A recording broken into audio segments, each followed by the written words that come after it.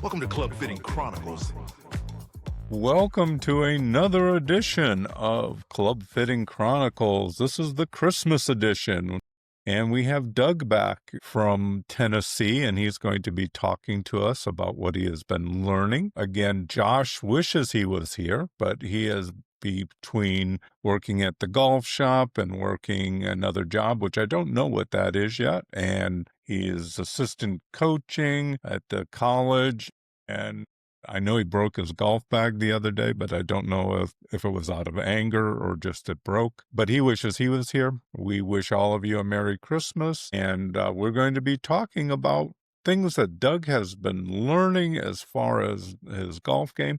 I had the opportunity, I think I shared this before, I had the opportunity to get to spend a day with Doug out on the golf course. We had a great time, had an interesting evening, doing some barbecuing and some other stuff, but we won't get into that today. But with all of that information, I just asked Doug some questions, and I'll let you get started on, we worked on a set of irons, and we did some modification to some of your wedges. And, I know right away you were sending me texts about enjoying what was happening. So what have you discovered? I know you didn't play as much golf this year as you did last year. Right. So what are you learning about Doug's golf game and Doug's golf needs?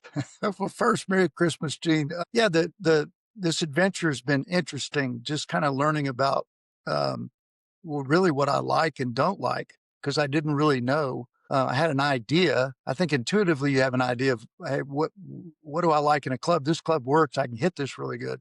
And then I had the single length irons that really fit me pretty well before you made the clubs. And it was kind of like, I liked the way my contact and everything, but I had real trouble with distance control. I think that was a problem with those clubs. I hit them all pretty good, but the distances were kind of a problem. Getting the ball to stop certain distances, which hurt me. And then with the new clubs, I think the biggest learning is, like I had told you, these clubs, the distances are consistent and the clubs feel the same. And then the actual, I didn't realize at the time how short my wedges were. I have very short arms. I'm 6'2" and short arms. And so with my wedges, they were so short, I had to bend over so much that it's hard enough to hit the ball solid to begin with. I'm a recreational golfer, but lengthening the wedges to where they were pretty much close to similar length, right? All of them a little bit longer. I was in a better posture, and I'm drastically improved with the wedges, contact, consistency. And in a nutshell, my new irons, my bad shots aren't as bad. Errant shots are playable. And like we talked earlier, when I miss a shot, and I miss shots all the time, they're just not as bad. Right. And I hit more greens, but usually the ball will stop. It's not off the map. My shots are findable, and I've had a good year playing. And as we talked, I mean, my short game's gotten a lot better with the clubs. So yeah, I'm pleased with them. And the main thing is kind of distance control, and then not trying to kind of learn that, when it gets cold in Tennessee, 50 degrees, man, take more clubs, swing smooth. The ball didn't go as far. And kind of getting over the ego of, wait a minute, my wedge should fly this far. I'm hitting a 9-iron now. What's going on? Am I getting old, decrepit? Yes, but part of that is weather. The ball doesn't fly that far in 50-degree weather, and you've got more clothes on. It's like hit an 8-iron, hit a 9-iron, be smooth. Don't try to kill it. Don't try to kill a wedge. Doesn't make sense when you're trying to score, right? Yep. Yeah, I used to have people who'd come into the shop in California in January, and they would say, I think my driver is broken. Why is your driver broken? Why do you think that? Well, because I've lost like 20 yards. Oh, okay. What time do you play? Well, we were usually first off.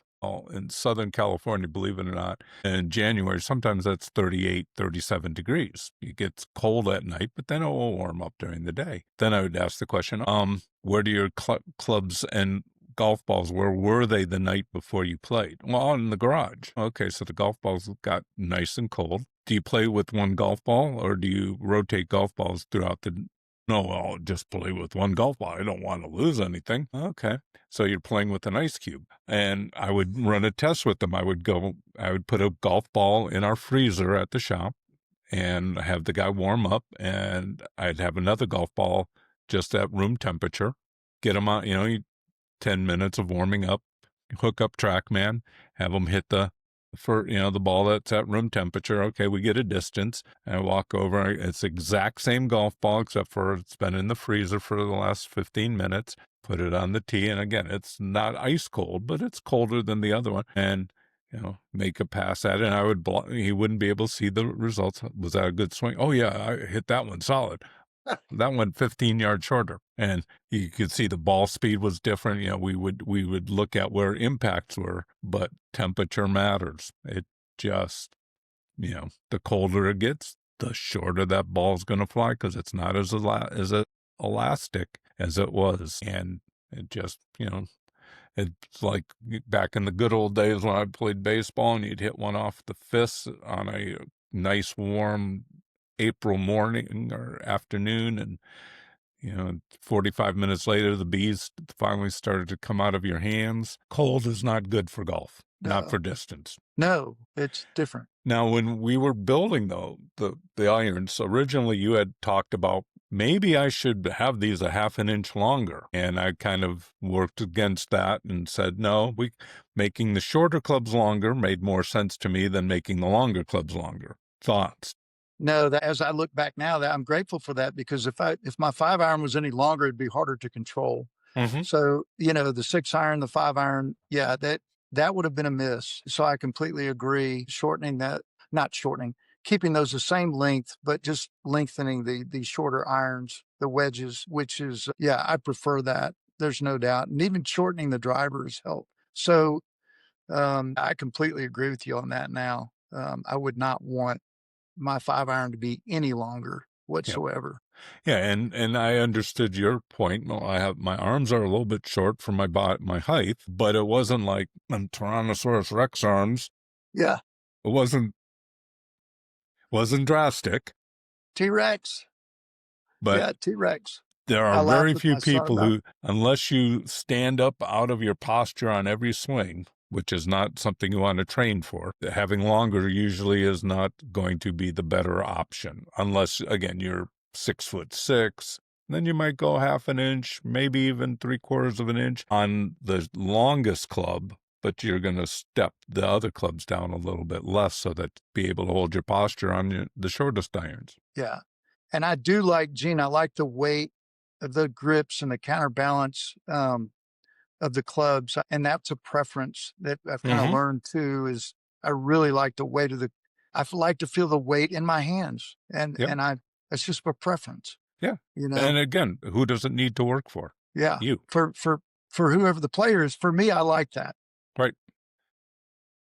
And I've got them weighted, they're whatever moment of inertia weighted, they all swing very similar. And then the wedges are, they're, I don't know, they're D8, D7. I'd have to look at them, but around there. I can feel them. Yep. I do so like then that. when we were out, we started talking, when we were out on the golf course, and we started talking about driver. Yes. And you were having some issues. And then we had you hit my 2-dot. Yes. And you were, I think I need a 3-dot. And I thought, no, I don't know that. But you're right. You're the one who wants it. So what happened with the driver, and what have you learned about, again, and how's it playing now? What's important to your golf swing? Yeah. So let's go back, Gene, to my original driver, which was a very expensive head with a very expensive shaft, with a very expensive fitting, right? That was fitted with numbers. It's a big name, big name brand that the pros are using, fitted on a machine that said the numbers were great, right? And I figured, okay, the numbers are great, the spin's right, the launch is right. And so I obviously bought it and played with it for 2 years. And that driver face, as we learned, was a little open, right? Oh, yeah. And it was, I had a tendency to miss right. And as you saw, I like to aim right because I fear the roll left hook, right? And I swing out to the right a little bit sometimes, which I'm trying to change, but that's what I do. And so that driver, then I got the driver, purchase of one driver, the first driver with the shaft in it. And I forget whatever, it's a UST Yep. shaft, and I liked it. I hit it much straighter and I liked it. I liked it. Then you came here and I hit your 2-dot and I really liked it. The ball jumped. Felt a little soft, Mm-hmm. kind of scared me a little bit. I think I snapped one. I was like, ooh, but the others that I hit were, for me, pretty smoke, Yep. and Oh I yeah, liked it. you were crushing the ball. Yes. And I was like, ooh, I love the feel of that. And at the time I was like, okay, maybe a little bit stiffer would work. And so I made the decision to go with the 3-dot versus the 2-dot, thinking, I can handle it. And I love the driver. I think performance wise, it's equally performing to the new shaft I put in the other head. So now I'm hitting both the same heads, but I'm hitting the UST shaft that you sent me. It's a little softer Mm-hmm. tip. Yep. The high launch Honestly, red. yeah. Honestly, if we put those drivers side by side and you looked at me, you'd probably say, well, Doug, that's just as good. And I can hit it higher, but I do feel like with the 3-dot physically that I have to swing harder. I have to really make a move to make that shaft feel good. And as it got colder, it was a little more tough and it was easier for me I like the UST shaft and the way it feels because I Now don't feel the like I don't have to work at it that hard to Yep. make it feel good. Just Now being the interesting thing is, from a flex standpoint, they're the same. interesting. It's the tip that's the difference. And that difference was enough to cause you to feel like you had to do something different, which generally when you feel like you have to swing a little harder, that brings in some negative things from time Yes. to time. Yes. I do bomb that 3-dot. I mean, I do Mm-hmm. when I hit Oh, it and I hit, I wouldn't doubt it because you bombed everything.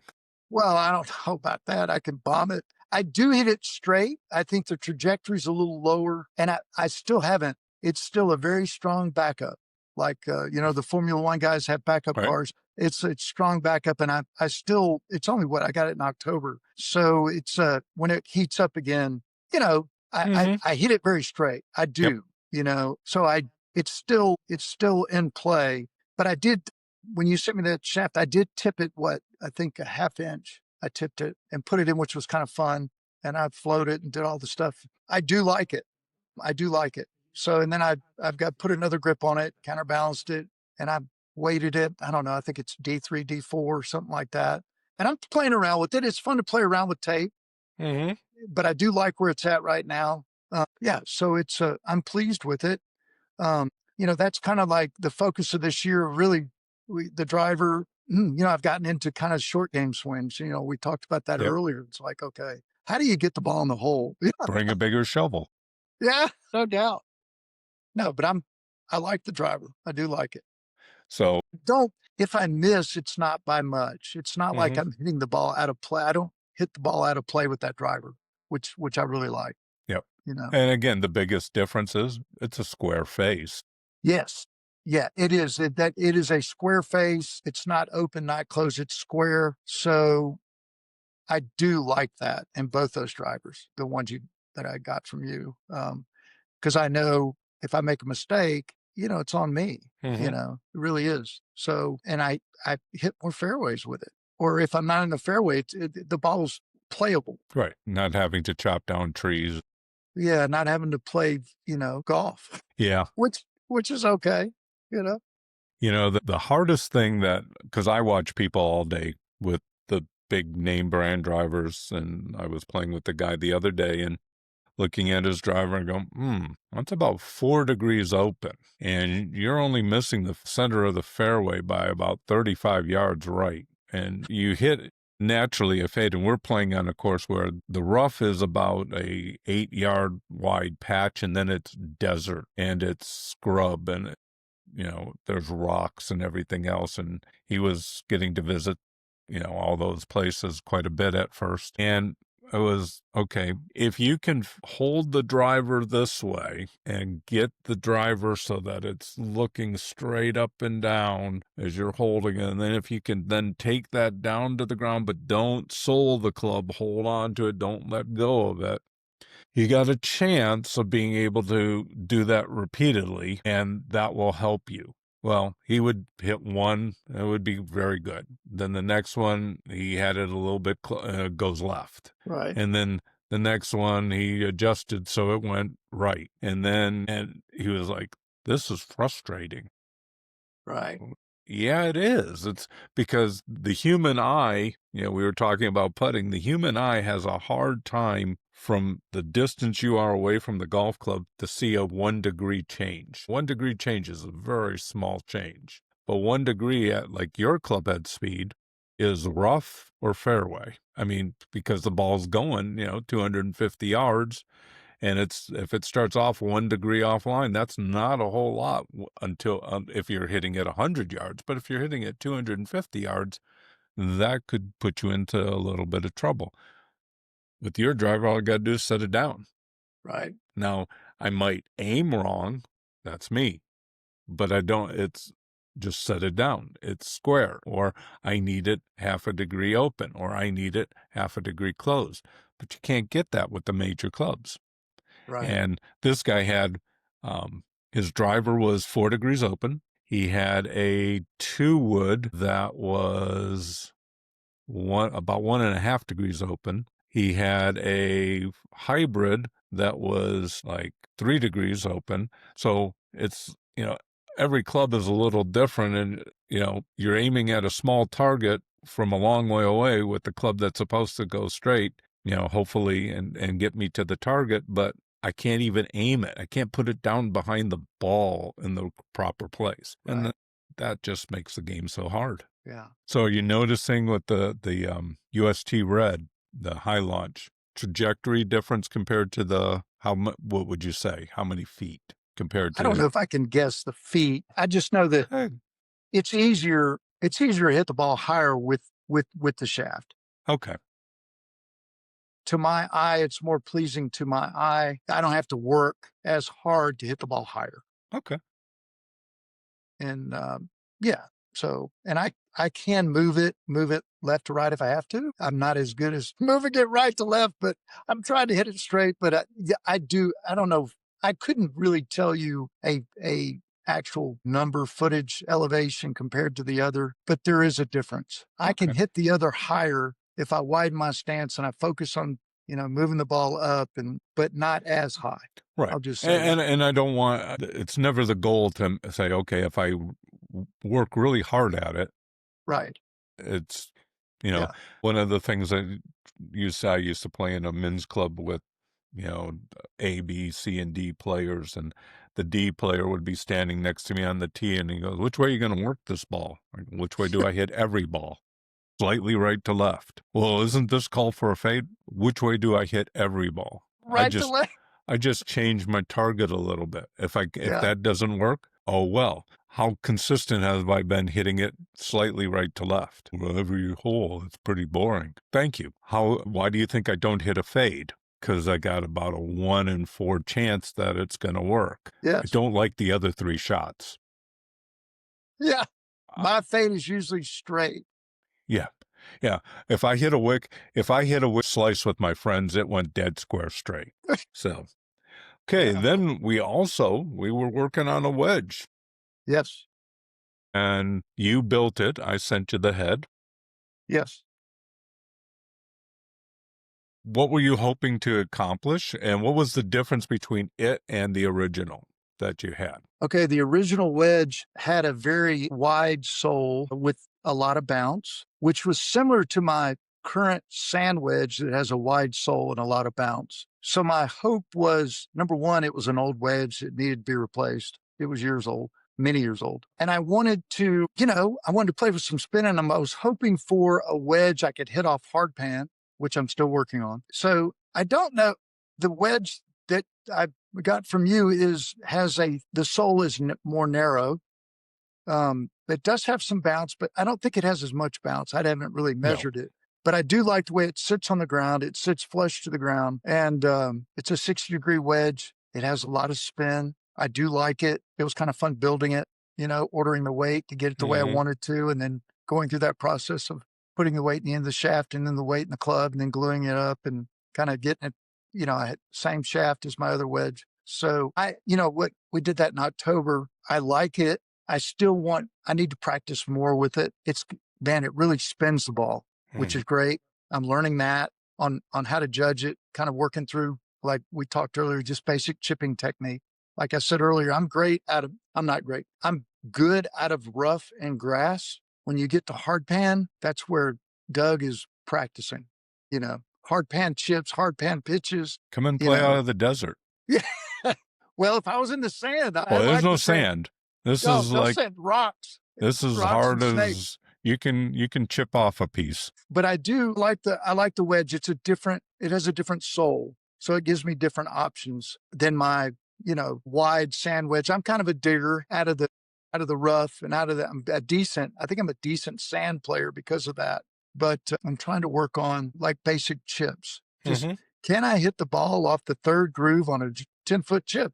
I've never been great with low running shots. I've gotten a lot better this year. So it's like, you look at that and you think, oh, that's an easy shot. Well, it's not an easy shot for me, And so how do you get better at something? It's like, okay, well, how do I align myself? How do I stand for a chip shot? How do I consistently hit the third groove? Like I have buddies I play with. It's like, you get to where when you get skilled at something, you don't have to think about it. So now I'm in the process of that technique of, how I stand to the ball, posture, raising the hands a little bit of forward, just a little bit of forward shaft lean, not much, and then a little downward contact without, that keeping the club head low and just making a basic chip with consistent contact. It's like, yeah, I'm still at the learning stage of that. It's not second nature to where I look at a target, run at that spot. Sometimes I do it, sometimes I don't. I've had some really good chips this year and some really bad ones the other day, off hard pan. So that's in process. I say process, progress, But process. the big thing that I think, and you had realized, is and a lot of golfers, I'll see this in their bag, all their wedges are similar, which eliminates some shots. Everything, a lot of people have everything is a narrow wedge and they play in sugary sand and they can go right under that ball every time. Or they want to play flop shots, but they got a wide-soled wedge, and they can't understand why they blade everything or every other shot, unless it's in like 2 inches of rough and it's sitting up on top. One of the things that hopefully people can take from this is figure out what is the shot you can't hit. Like you were mentioning, off of a firm surface, that you didn't have an answer to that. And, the width of the sole is an effective bounce. You could have, the alien wedge, the bottom was like this. There's only 3 degrees of bounce. But if you sat that down and you looked at the leading edge, it looks like it's, that far off the ground. And how am I going to get the club under the ball? So figuring out what shots can't I hit. Now, again, I got to be fair with myself.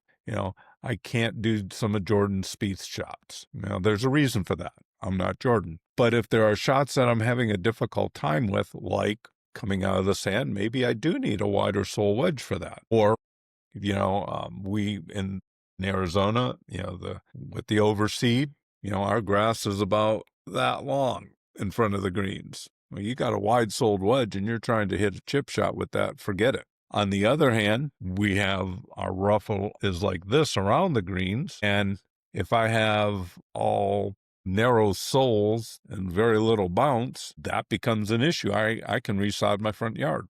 Yeah. So, taking the time, and when we were playing, I gave you my wedge to try because you were talking about, I don't have an answer for this. Right. And most golfers blame me, and it's not yourself, it's the tools. I am trying to build a house and I cannot figure out why it takes so long to hammer a nail with a screwdriver. Right. I got to have the tool that will allow me to do the shot that I'm trying to make. And it depends on my golf course, because of our hard off desert areas. A lot of times I will hit a hybrid and I'll hit it like a chip shot because I got such a wide sole. I'm not gonna, if I happen to hit a 1/4 inch behind the ball with a wedge, the club bounces off the ground because it's like chipping off of the sidewalk. So I give myself, okay, I got some play here. Or we have a lot of greens where the green is maybe 5 feet above, there's a collection area and it's run off, and the pin is 10 feet onto the green, and I got to go straight up and then drop it. I get my 5 hybrid out and I hit it like a putt, and I'm putting it within a foot or two of the hole, and everybody else in the group is going, how'd you do that? And they take out their lob wedge and they send it into the trap on the other side of the green because the first shot got to the top of the mound and then rolled back at them. And so they're not going to do that again. Right. So it's understanding the tool. What Yes. tools do I need in my bag for the golf courses I tend to play? Yeah. And then do I have the technique and ability to hit this shot 10 out of 10 times? Right. But right now you could be doing everything perfect with the wrong club. It isn't going to be perfect. Yes. You're gonna always struggle. You might get 1 or 2 out of every 10 that really worked out well, and then the others, I'm terrible at this. No, you're just going at it with the wrong weapon. It just, so many people do that time after time. Going at a, I got an uphill lie. It's a steep uphill lie. I want to hit it really soft.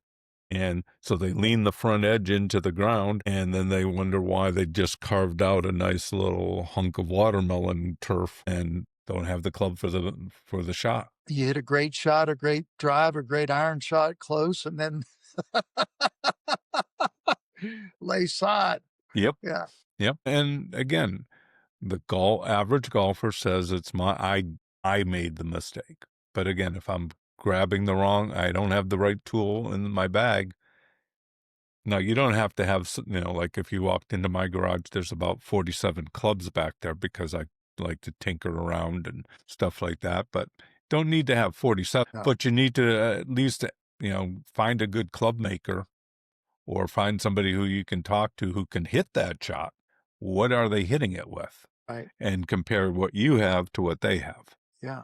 Makes all the sense in the world. So overall, your adventures compared to what you had experienced before in the world of being fit and questions being asked and things being done, what have you learned? Oh my. Number one, properly fitted clubs for me matter. I think for the amount that I play, I play pretty good I don't play very much. And I don't think, and my scores have gotten better this year. And I do think it's because the clubs fit me better and my shots aren't as errant. They're more consistent. And so that gives me a better chance to score. Mm-hmm. And then we get into the putting thing and all that. And I mean, that's the game. To me now, I'm at a place where it's like, okay, what is the short game swing? What are pitch swings? That's going to be my goal for this year is like pitching, okay, how do you pitch with your sand wedge versus your pitching wedge versus your gap wedge? What are the distances? What are the feels? Can I use the same swing with different distance? I'm kind of working on that, going towards that because you can hit a great drive and be 55 yards or 40 yards or 70 yards or 80 yards. I don't That's have not that a full club. swing, right? Yep. So what is your instinct on getting the ball in the green? How do I get the ball in the green from that distance? Am I firing at pins? Yeah, my ego does that. Do I have the skills to do that consistently right now? Probably, 50%. Getting it super close. Sometimes I'm really good. Sometimes I'm not. So the clubs are there. And now it's just a matter of, working on those short game swings. That's kind of where my thinking is now, Gene. It's like, how do you get the ball close to the hole? With a short game swing, a short game pitch under 90 yards. I think that's short game swings. Do I have to hit a sand wedge all the time at 100 yards? No. I've stopped doing that. It's like, especially when it's getting cold, it's like I can hit a gap wedge, or a pitching wedge, and make a smoother swing with good tempo. It's like I've kind of gotten to that. It's like, how do you get the ball and also get the ball in the green, Doug? It's like that's the goal. If you miss a green, just get the ball on the green, and that's getting over my own ego. It's like, if I need to use a putter, I don't care anymore. It's like, use a putter, get it on the green, give yourself a chance to make a par. And I've been told that before, and I'm like, no, I'm going to try this shot. And it's like, oh, you wind up making a double bogey. I'm hearing two, and it's like, great. Doug can have the best long game in the world and the best long iron game and have a horrible short game and shoot the same score and do the same thing over and over and over again and not really get better at the game. Well, tell me if this is true. Before, you had distance control issues, trajectory issues. Yes. Did you need to work on your short game when you couldn't get the ball to the green or didn't know where the ball was going? No. Now it's almost like it's a luxury. I know where the ball's going. Now I can see what I need to really focus on to lower my scores. Yes.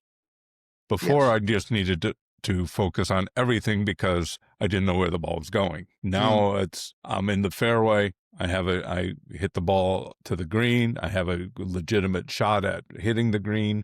Oh, I missed the green a little bit to the left, or it ran off one of those moguls. And so now I have to hit the chip. And now my expectation is, because everything else is better, this should be within 2 feet.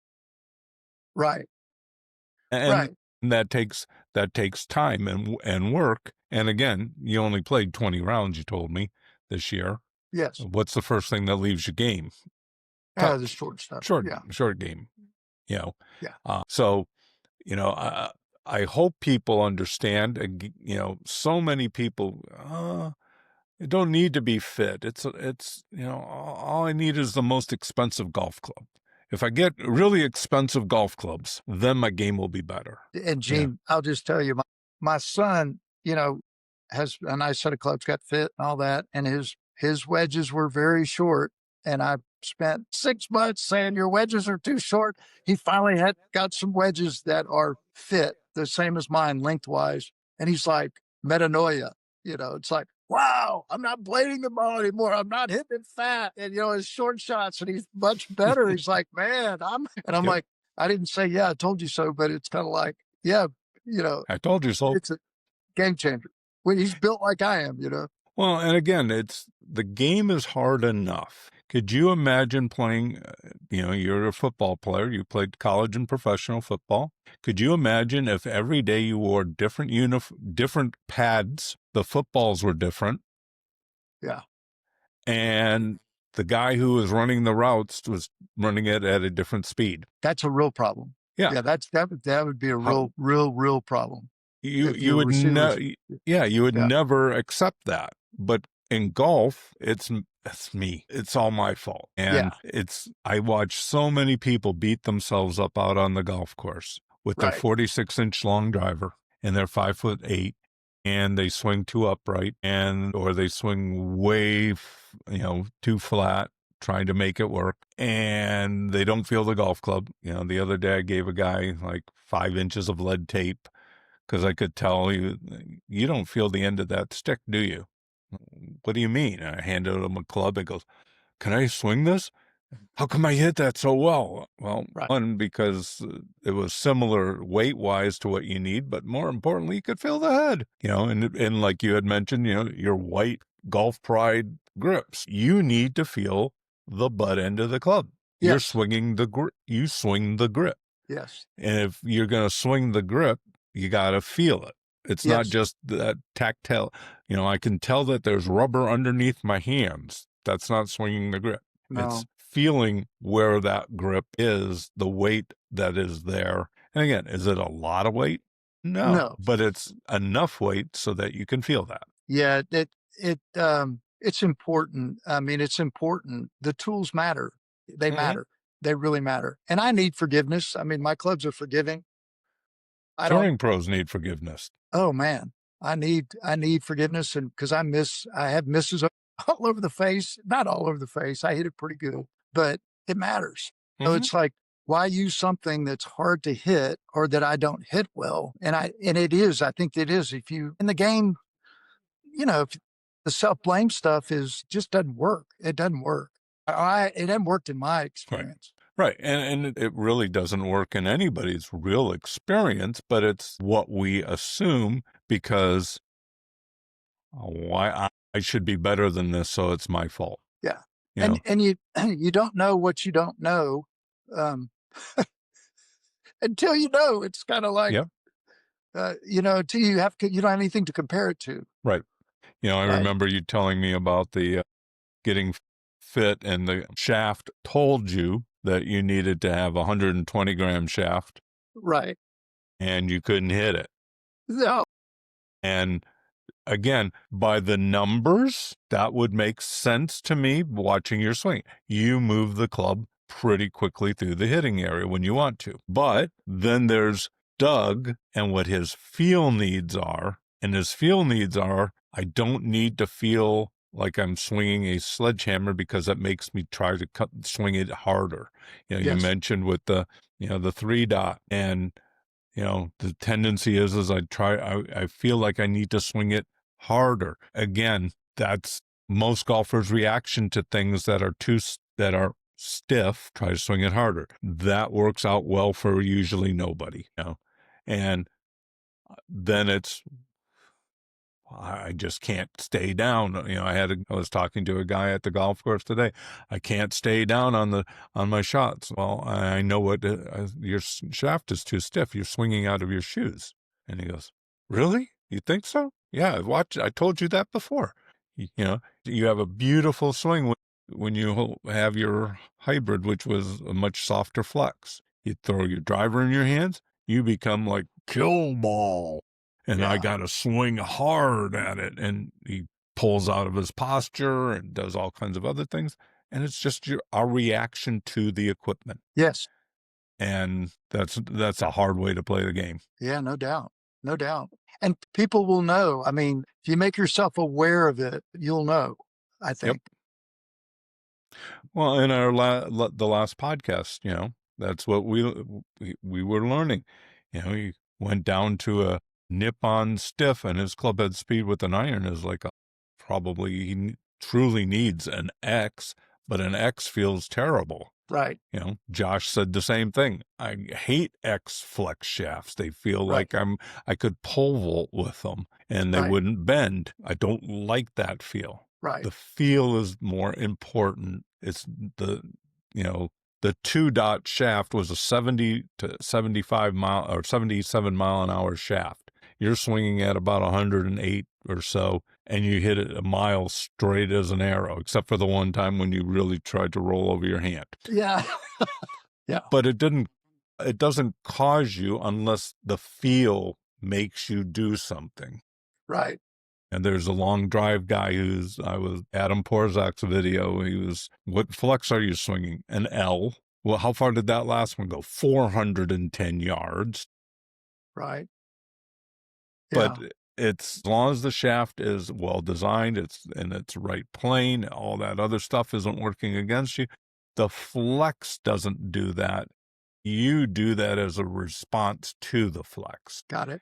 And that's I'm with you. Most people just, I need a stiff because I'm strong. Not always. No. Well, it has been a pleasure to get to see you. You too, Gene. And get to talk with you and have a great vacation. Say hi to Ann. I will do so. Carolyn you do as well. Talks glowingly about her time there with Ann, and we'll do it again. We have to. And to the rest of our listening audience, I just pray that you have a blessed Christmas, a blessed New Year, that you know the reason for the season, that's Jesus Christ. And hi to my grandkids. My granddaughter's actually getting to spend the night tonight because school is out. Yeah. So, and I get to go to gymnastics tomorrow with her. All right. All right, Grandma. That's good. So God bless. God bless. Merry Christmas. Merry Christmas. Thanks for listening. If you have any questions or comments, don't hesitate to email us. In order for us to continue equipping you with great knowledge and content, consider blessing our show financially by checking out the links in the description below. See you next time on Club Fitting Chronicles.